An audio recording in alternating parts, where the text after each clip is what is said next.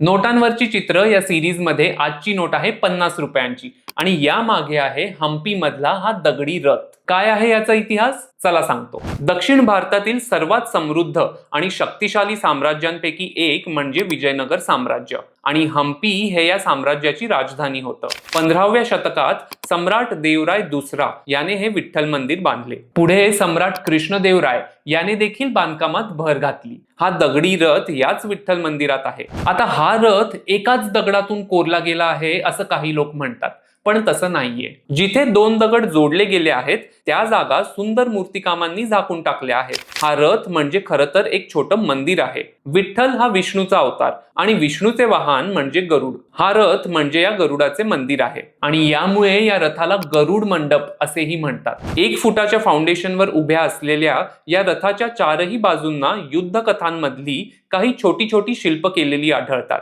चारही चाकं वेगवेगळ्या फुलांच्या नक्षीने सजवलेली आहेत। जणू काही हा रथ या 4 चाकांवरच उभा आहे असा भास होतो। त्या काळी हा रथ नैसर्गिक रंगांमध्ये रंगवलेला होता आणि त्याचे काही ट्रेसेस आजही आपल्याला बघायला मिळतात। रथाच्या समोर 2 बाजूला हत्तीच्या मूर्ती आहेत। याच रथाच्या समोरच्या बाजूला आहे विठ्ठल मंदिराचा सभा मंडप। या महामंडपाच्या खांबांवर मोठ्या प्रमाणात नक्षीकाम केले गेले। या मंदिराबद्दल अजून एक जगप्रसिद्ध गोष्ट म्हणजे इथले म्युझिकल पिलर्स। हे 56 खांब असे आहेत की ते वाजवल्यावर त्यातून स्वर उमटतात।